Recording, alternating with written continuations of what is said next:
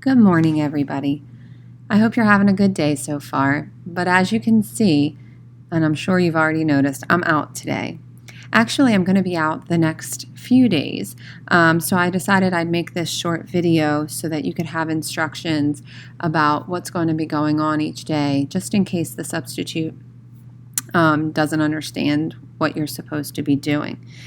And make sure that you know that the work that I leave for you will be counted as a grade in HACS. So make sure that you get everything turned in. Today, you're going to be looking at HPV. So if you recall, when we did this graphic organizer, down here at the bottom left, we said that cancer can be caused by environmental factors. One of those is viruses. And one of the viruses that can lead to cancer is human papillomavirus, HPV. And so you're going to look at an article today about HPV, specifically about some of the controversy about HPV. I suspect that all of you have heard of HPV. You may have gotten the HPV vaccine. Some of your parents may be unsure about the HPV vaccine because of what they heard. And this article discusses some of the controversy and the pros and cons and why some people get it and some people don't. And so you're going to answer some questions that look like this. And so as you read the article, I'm going to ask you to please answer these questions. The ones at the top are really kind of fact questions from the article. And then the last two, I'm asking you some more high-level questions. So there's a question in the state of Florida about whether or not they're going to require kids to get vaccinated for HPV.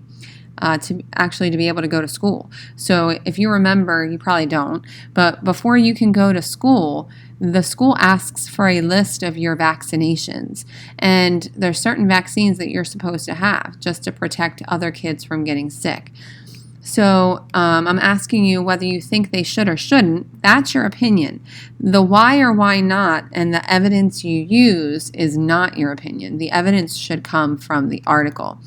Down here, the second one is a common thing that you hear. You may not hear it, but me as a parent, I hear it all the time. And it may come up in conversations in your house.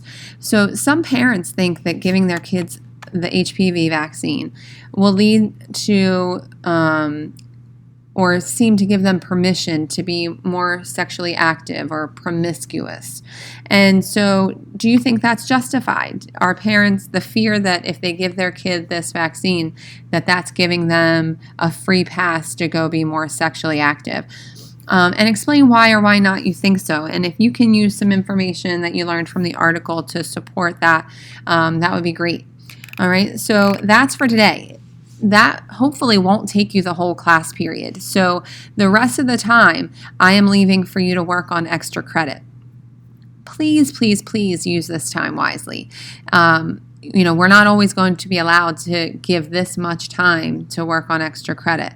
So I suggest that you use your time wisely and get a good chunk read and done on your extra credit. Those of you who are choosing not to do the extra credit, you may work on something else quietly.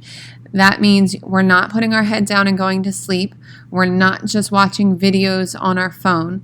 I will be leaving a book assignment with the substitute for those of you that can't behave and seem to handle this extra time.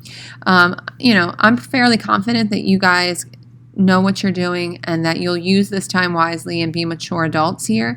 But occasionally we have one or two that can't handle it. So I always like to leave a nice book work assignment for those that can't. Okay. So guys, have a great weekend, and I'll see you a little bit into next week. All right. Goodbye.